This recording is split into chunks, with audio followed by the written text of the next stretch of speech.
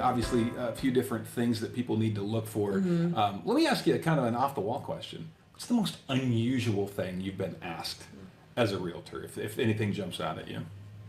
Oh, that's a good question. Have you ever been asked to do something that really is kind of outside the scope of your job and is certainly appropriate, but and then you did it, but it just was like, I'm not really sure this has anything to do with me, but I'll help. Do those things come up from time to time? I just honestly think that the weirdest thing I've been asked is to be, as a representing a buyer, could you have 2 agents representing you? And I said, no. It doesn't work that way. I mean, do y'all have the same opinion? Like, there is enough communication issues around just relaying information to split that, to double that. No. I think that's a good answer too. We don't need to be all things to all people No. because it doesn't serve them well. No. And it also protects the relationship from our perspective. We have a fiduciary Yes. responsibility to folks, whether we're representing them as buyers or sellers. Mm-hmm. And when we try to get outside that, we obviously are not only doing them a disservice, Mm-hmm. it kind of violates the ethics we're sworn to. And before anybody laughs, realtors have a legit code of ethics, and they don't play around at the state level with that stuff or the national level. Violations of those are taken very seriously, and certainly within our own association as well. I'll be the first to admit, while it wasn't ethical, I've been fined for reasons I didn't know were Well, I didn't have enough pictures on my MLS listing, I inadvertently had branding in an unbranded video or something like that. But the point is, they take that stuff very seriously. And we're held to a higher standard. We should. I mean, on all levels, on a local level, on a state level, on a national level. So, I mean, that's another good reason of why to use a realtor. We are not only protected, but we're represented as, handling things professionally and representing at a professional level. I mean, I at the end of the day, I still have to do my job, And so I can't spread myself with other people, because then I feel like I do violate my code of ethics, as far as I feel like it should just be between me and my client. Anything outside of that, if it gets too personal or oversteps the boundary, I don't feel comfortable talking to, and I'm really legally am not allowed to, talk with it. You keep pointing at Julie. Are you uncomfortable talking to her? Do I make you uncomfortable at my old age? only on Wednesdays. She's like, why did I say that? Only on Wednesdays. I know, this is really nipping me in the butt. It is. Well, I have 2 other things I wanted to ask, and they're not necessarily related, but this is, again, I think there's a perception out there that we just want as much as fast as possible, and there's a point of diminishing returns with that. I know for me, there's probably a maximum number of clients I can take care of at any given time. And if I go beyond that, I'm actually diminishing the service I can provide to the people who have already entrusted me with their service. Have you had any time in the last few years where you're like, this is more than I can handle, I need to hand this off, or it's going to hurt me? Versus what maybe the perception is like, no, just keep adding them and I'll take care of them, and it doesn't work that way. We take the service part very seriously. Have you had that happen? Yes, last summer actually, and I had to hire an assistant. Did you really? I did. I'm gonna have to get that name. I haven't been there yet. Yeah, I have actually some. This is the frank truth. I have some shortcomings when it comes to filing and paperwork and detail type stuff, primarily because I'm a guy, I think. There are details that I just tend to skip over. It has nothing to do with filing or whatever. I just don't have a great attention for detail. I don't. There are things I'm really good at. I have to supplement or complement that shortcoming on my side with people who are really good at those things. I can't overlook them. They're not important. Not that they're not important, but I have to complement whatever I do well with things I don't do well, and have somebody who does do those things. And that was kind of the reason for the question. There's a time, even if it's not just sheer number of clients you're taking care of, there may be a lot going on in your life, right? Like all of us have different things going on in our lives at different times that affect our ability to service our clients the way we should and have sworn to. Have you had that happen with just, I don't know, I mean, just any kind of thing? No, but I mean, I also treat the $20,000 deals the same as the $825,000 deals. I treat them the exact same way. And if you want to be super frank, it's the same paperwork. And honestly, like, yes, personalities may be different, but I have a list. I highly encourage a dry erase board and crossing things off and staying in the loop. I haven't had to say like this is too much. Now I've had instances with like LCRA and things like that Sure. that I've really needed help on, but also I think that boils down to, who's this agent working with? I mean, I work with my mom and she's not, she's the best. Also- She's the best realtor I've ever worked Yeah, with. and also older than you. Much older than me, but that's not everything. Seems to be. Anyway, so my mother. So we do a lot of things. We coincide on a lot of situations. So I think if you lean on somebody, as for me, to have somebody just to call, whether it's to vent or just to help or answer a question. I don't always know the answer, and I know you noted that earlier. I don't always know the answer, but I always know somebody who does. Right.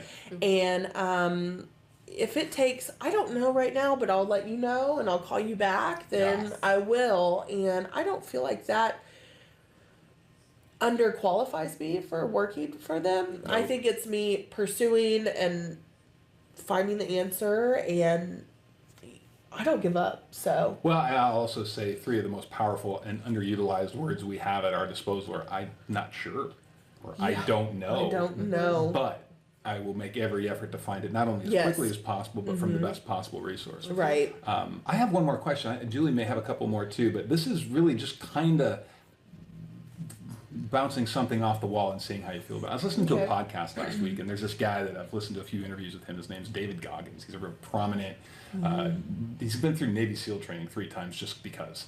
And I mean, he's just a freak athlete. Holds the world record for pull-ups in a day, push-ups in a day, but just is a crazy, really about mindset and things you can do. By the way, just a quick aside, the guy knows his way around the F word, so if you're listening, don't listen with your kids. But he has some real insightful things to say when he's interviewed. And one of the things he said last week that kind of stuck to me, and I've actually, asked it like in a ministry context, but he said, don't be afraid to be judged. And I thought, well, that's really interesting because a lot of what we talk about, not just in life, but in our business is, hey, don't judge me. You don't know where I've been. And what he's saying is, and I've thought about this when you said we should be held to a higher standard, is don't be afraid to be judged. Not everybody knows everything, but don't be afraid to put yourself out there for evaluation. I think that's valuable, and I can only speak for me. What do you guys think in terms of our business? Don't be afraid to be judged or evaluated. What do you think about that? Solid. You like it? I think that's Yeah. part of the interview I mean- process. I mean, they're going to judge you while they're Yeah. interviewing you to find out if you're the right fit. They'll Well, some judge you people on- run from it. I kind of embrace it. And I know you do. We've talked about Yeah. that, and it I seems I feel like you I do get as well. judged on like my car, and it's like, I'm a mother to a 4-year-old. My car's I am totally judging a your car. graveyard of goldfish back there. I mean, I saw it and I was like, I bet she's 4. oh my goodness. Turns out she's 24. But no, I appreciate Oh my that because goodness. I think we should embrace being held to a higher standard. What comes with that sometimes is unfair judgment and sometimes ill-informed judgment and evaluation. But the fact of the matter is we are willing to put ourselves out there. And if we're good and we're effective and we're confident in what we've done and we're consistent with our service offerings, to your point, then you kind of got to let it stand for itself, even if people don't have the benefit of the information or the ability to talk to you. And I really thought that was interesting. Don't be afraid to be judged. And I think Yeah. that's a good way to look at how you have described For sure. the importance of finding a local realtor. I've been told by some people I'm too young to be a realtor. Really? I've been told Are that you just by a trying lot to of flip people. this narrative because you made us feel bad for being older No, than you? I'm not trying to make you feel better or overqualified, but I'm just saying. What a backhanded compliment. I'm just saying. I'll take it. I'm just saying. I really have been told I'm too young. Yeah, I'm too not young true. to do this. Not true. There's a So- reason why we had you as our second guest because Oh, that's people right. think very highly of you. And, Well, you're like the only two, so Really? probably. Was Maybe. it just us talking that day? Well, yeah, but Probably. do other people know things we don't? You talked about crime earlier. That felt intentional. No, I'm just kidding. Well, I mean, it's a conversation that needs to be Is held. your name on it? No, but I'm probably married into several that. All of us are. Let's look at the jail log, shall we? Everybody is. Yeah, you can't choose your family. Julie, did you have anything else you wanted? Because I know she has some questions. I do. I have Facebook questions. Yeah, people ask her questions, and I'd love to hear those I just questions did a and her little response post. to them. So yeah, Okay, let's hear what people ask. All right, let's see what. We'll do a Q&A every week, by the way. If Yes. we may engage Kristen, because she's on our committee, actually. These are To fun. float these questions out there when we have a subject matter, and we'll answer them on the air to the best of our ability, or have our guests do it, preferably. Yeah. Okay, so this lady asked, how do you research the different realtors in sales? Like how many sales they've had, how many yeah, completed I mean, how do you transactions? caliber? I mean, how can you really justify or really know how many? I mean, do you feel like you're judged on a listing appointment on how many listings you've had? You know, I haven't had a waterfront listing, so am I really qualified to? I feel like I am. Mm-hmm. At the same time, to a seller, are you qualified? What's your opinion of that? I would say if we lived in a vacuum and there were no other resources available, just to use your example of Right. selling a waterfront listing, if I've never done that, if there is no other resource out there for me to rely on, the answer is no. But everybody's had their first time, and that's the easy That's way in how of you saying get there. we all have somebody we can ask that we trust. My person is my broker of record, and other realtors I've worked with, but also people who work outside my business, whose opinion I value. I seek out people who are very successful and highly thought of, and sometimes without them knowing, I'm watching. And so I'll use an example. There's a lady in Horseshoe Bay who does great work in luxury home listings. I don't play in that arena, but I've noticed that people think very highly of her. And so I just called her one day. I'm like, listen, hey, I couldn't help noticing that people think highly of you. And I had one interaction with her, and it was fantastic. And she was willing to teach me some things. And I thought, well, I'd like to have this as a resource in case there's an opportunity for me to do something she's done before, and it's not something my broker of record has done. And that relationship is solid. And I try to leave reviews for other realtors when it's been a good experience, and it almost always is, because I want them to know they're doing a good job, not just for their clients, but for me as the transactional counterpart. I'm learning things from other realtors all the time. So back to your question, no, if it was just me, there's lots of things I haven't done that without any resources or help, I'm same not here. capable or qualified to do. But I also am comfortable saying, I haven't done that, but I know people that are really good at it, who are willing to share everything with me to make this experience for you the best it can be, if I'm the person you want to represent you.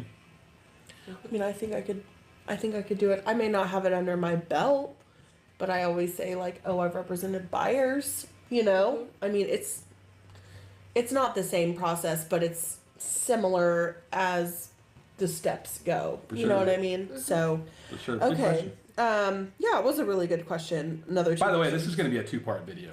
Oh, Which I'm are we good. too long? No, we're I good. told you I like to talk. We're good. We're going to do 2-part. Excellent. Okay, so let's look at what are the benefits that a seller is paying for? And second part of this question, is it more expensive to use a realtor?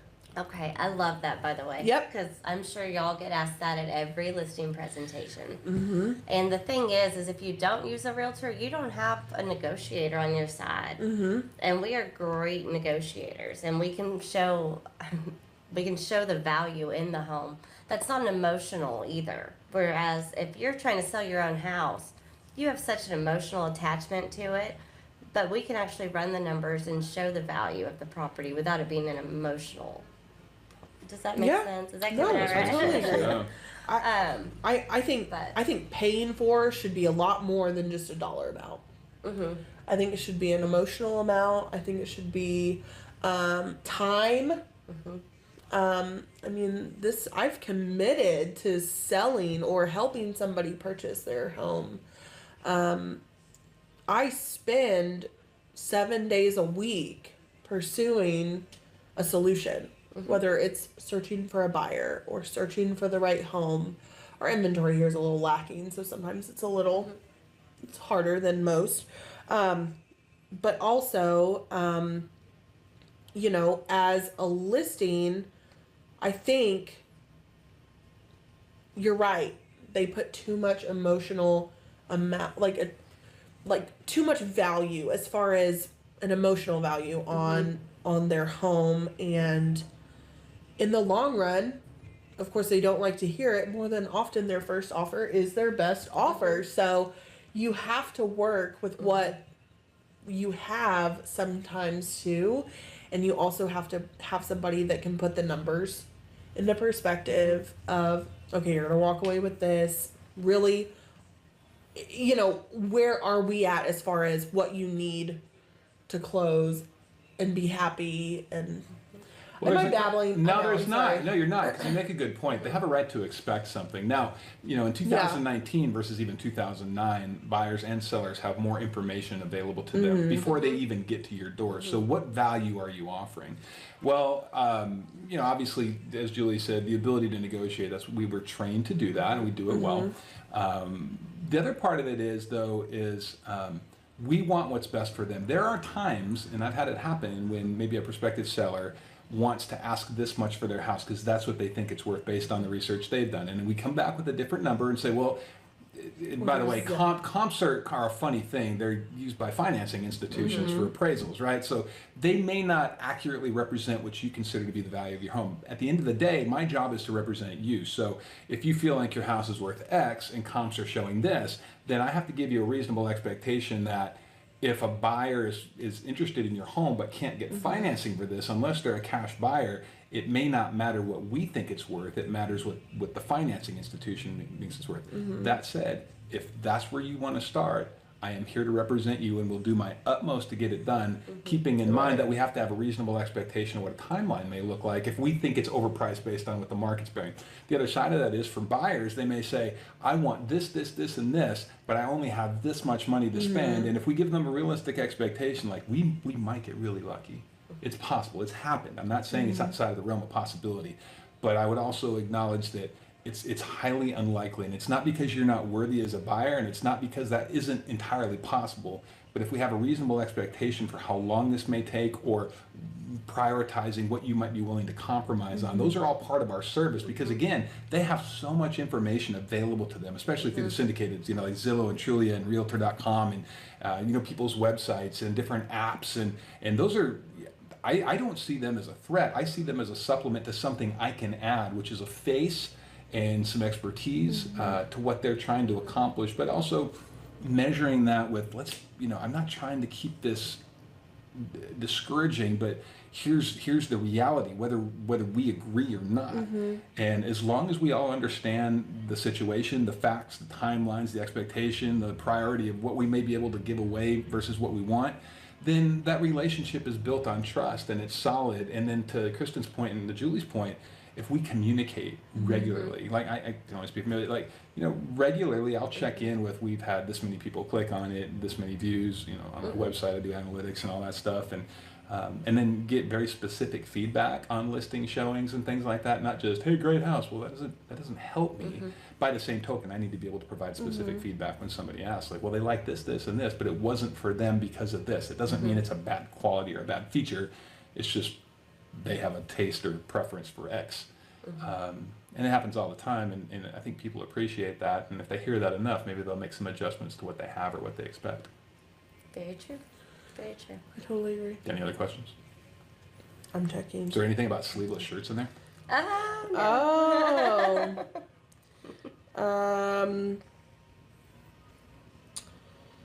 Just comments. Also, the home inspection comment.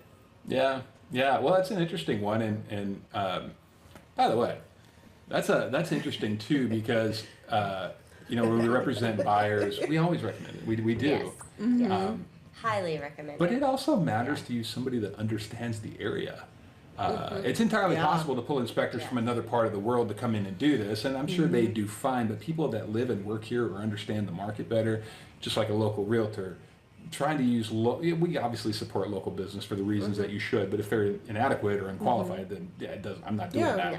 But we do have really good local inspectors here, and I think we have great local lenders too. Local lenders, local inspectors, and again, if you've got a relationship that's outside this area that you trust, I'm not going to disagree with you. Do that. That's fine. Oh yeah. I mean, but I have relationships with lenders outside, and I don't think referring business as far as that goes is, I don't know.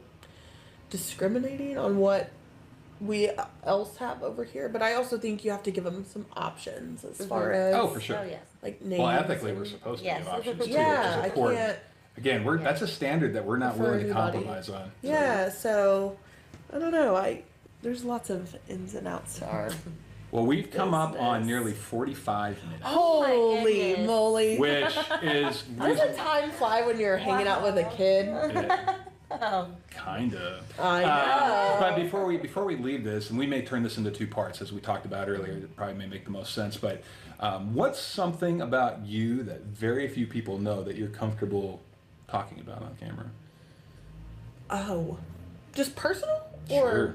or Like, what do you have like a talent that very few people know about, or do you have a hobby that very few people know about, or do you collect weird things and nobody knows that? Well, she's not to her collecting years yet. I don't really collect anything. Me either. I'm twice your age. So. You can do the math. Whoa! I know. Do the math. Holy moly! I've been married as long as you've been alive. There you would go. Mm-hmm. Now the truth's coming out. I collect kitchen appliance, like kitchen You do? gadgets. Oh yes. You like to cook? Oh yes. I have pasta makers and sausage things, and any kind of kitchen gadget. I love Yes. cooking. Okay, so I cook with Becca Schaefer a lot. I know Becca. I've actually been on a cooking show. Have you really? 1994, there was a half-hour cooking show on KSAN in San Angelo, Texas, where I lived, and cooked 3 recipes. I'm in a cookbook, actually. Wow. I've been So watching. what'd you cook? I watched lemon dill chicken. Nice. My mom's broccoli cornbread recipe, and then these caramel brownies that I put my young cousin at that time. Her name is Autumn, so it's called Autumn's Caramel Brownies in the cookbook, and. I got to do that for 30 minutes. Had a sweet denim shirt with a green and blue tie, and like one of those Nice. cool mushroom top haircuts. And I was We're gonna have 24. to find that. I've by the got it. way. I don't. Yeah, I'll put Do that you on. have it? Yes. On VHS. Yeah. actually. Wow. Yeah. Well, I wouldn't know how to play it, so can you burn it? Sure, I'll Burn send you a it. link. Well, and so here's the reason I mentioned that. For some reason, I have watched cooking shows since I was a kid. They only used to be on Yes. public broadcasting. How did you end up on one? I knew somebody at the television station who knew I liked them, and he asked me if I wanted to be on it. And I How said, well, fun. I'd love That's to. awesome. And so I still watch Food Network all the time. Oh, yes. Me too. I do a fair amount of cooking at our house, and I used to manage a restaurant in my mid-20s, helped manage a Red Lobster, actually. And so I've been didn't know around that. food a long time, yeah. I've been, Very cool. yeah, when I was 21, I managed a video store, and then I moved into the oil field, and then I moved into restaurant, and so, yeah. So do you feel like you've found your niche? No, I do a lot of things. Yeah, I obviously have a real estate company and a small marketing consultancy, and I'm a minister, and I'm involved in a handful of things that are important to me. So, but honestly, my wife and I are empty nesters now, and I love hanging out with my wife. So we're sweet. much more intentional about that, and unless it's before 5 o'clock, I generally won't do it. That doesn't real estate. We'll move outside that a bit. You know, I can work in my chair and things like that, but. Yeah, I'm very intentional about the time I spend with her and my kids when we get to see them. Yeah. I'm a mom first. Always. So you have a 4-year-old boy or girl? I have a little boy. His name's Braden. Really? Why didn't you bring him? Well, he's at school. It's overrated. No. Drop out. Definitely Braden. not. If you're watching this, 4 is Every day. Goodbye. Yeah. So anyway, anything else, Julie, before we call it a day? I just want to say congratulations. You won Rookie of the Year. Oh my gosh. Oh, yeah. Congratulations. Ah, Round of thanks. applause for you. Thank yes. you. Yes, That's pretty congratulations. awesome. Well, and Thanks. the Realtor Very of the Year is awesome. in this building right now, too, Tammy. That's So, amazing. yep, it was a good year for people we know. Yes. Yeah. Very good. It was year. a really good year. I love our association. I do too. It's so fun. Yes. Sure. It's not Except fun. when you get fined. It's not fun. Is it the fines that get you? No, I have a different definition of fun, but I will say I greatly enjoy the company of my fellow realtors in this association. I think a lot of the people I've gotten to work with Yeah. and for, and I don't say that just as a throwaway line. It's been really good. So for those of you out there that are looking for a realtor for any number of reasons, you really can't go wrong choosing a local realtor. And if you do nothing else and you prefer somebody under 25, Kristen's a good choice. You mean like 40? 8? 48. Yeah. Are we telling our age right now? Well, you might as well. I did. Oh, 29. No. It's like, dang, girl. When you see her, ask her why she's wearing a sleeveless shirt. Final Highlights Realtor Show. I'm Chad Oh Nelson. my God. Julie Green. And this is Kristen. Her name is on the screen. Thanks for joining us. We'll see you next time.